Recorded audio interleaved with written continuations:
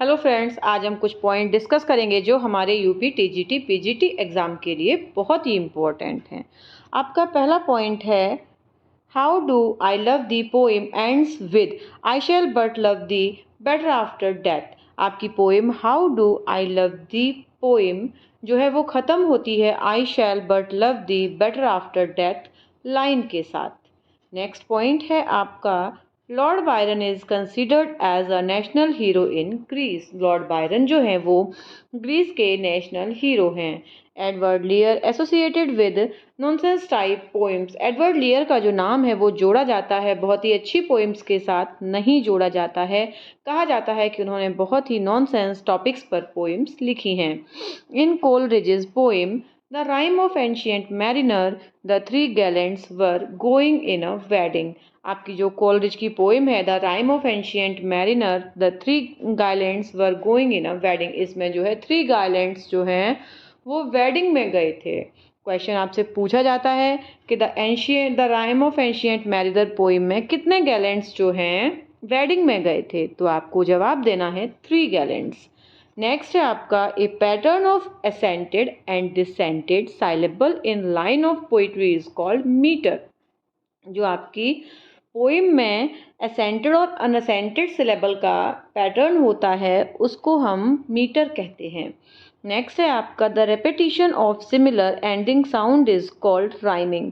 जो आपकी पोइम बिल्कुल सेम साउंड के साथ एंड होती है उसे हम राइम कहते हैं। Applying human quality to non human things is called personification. जब नॉन ह्यूमन थिंग्स को हम ह्यूमन क्वालिटीज़ के साथ कंपैरिजन करते हैं तो वहाँ पर हमारा पर्सोनिफिकेशन होता है। The repetition of beginning consonant sound is alliteration. जो आपका repetition of beginning consonant sound is alliteration. Consonant sound का जो बार बार रेपिटेशन होता है उसे हम एलिटरेशन कहते हैं। नेक्स्ट है आपका, the comparison of unlike things without using a word और कंपैरिजन सच एज लाइक और एज इज मेटाफर। जब हम किन्हीं दो चीज़ों का कंपैरिजन बिना एज लाइक का यूज़ किए करते हैं वहाँ पे हमारा मेटाफर होता है। नेक्स्ट है आपका, यूजिंग वर्ड्स और letter to imitate sound is onomatopoeia. जब हम किसी लेटर या साउंड को इमिटेट करके बिल्कुल सेम वैसे ही करते हैं तो उसे हम ओनोमेटोपोइया कहते हैं। The comparison of unlike things using a word like और एज इज कॉल्ड सिमिली। दो अलग अलग चीज़ों का जब हम कंपैरिजन एज और लाइक के साथ करते हैं तो वहाँ पर सिमिली होता है। Next, a description that appeals to one of the five senses. जहाँ पे फाइव सेंसेस से कोई डिस्क्रिप्शन हमें देना होता है, जब हम किसी सेंस से, जैसे आंखों से कोई हम अच्छा सीन देखते हैं तो उसको इमेजरी कहते हैं। A story that tells a story with plot, setting and character। जब किसी a story that tells a story with plot setting and character, किसी स्टोरी में जहाँ पे प्लॉट होता है उसकी प्रॉपर सेटिंग होती है और कैरेक्टर्स होते हैं वहाँ पर उसको हम नैरेटिव कहते हैं।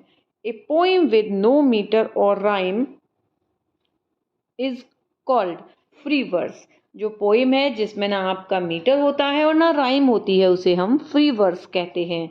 A poem that generally has metre and rhyme is called lyric. जो पोइम जिसमें हमारा मीटर भी मिलता है और राइम भी मिलती है उसको हम लिरिक कहते हैं। नेक्स्ट है आपका, Sylvia Plath married with English poet Ted Hughes. जो सिल्विया प्लैथ थी आपकी, उनकी जो शादी हुई थी वो इंग्लिश पोइट टेड ह्यूज से हुई थी।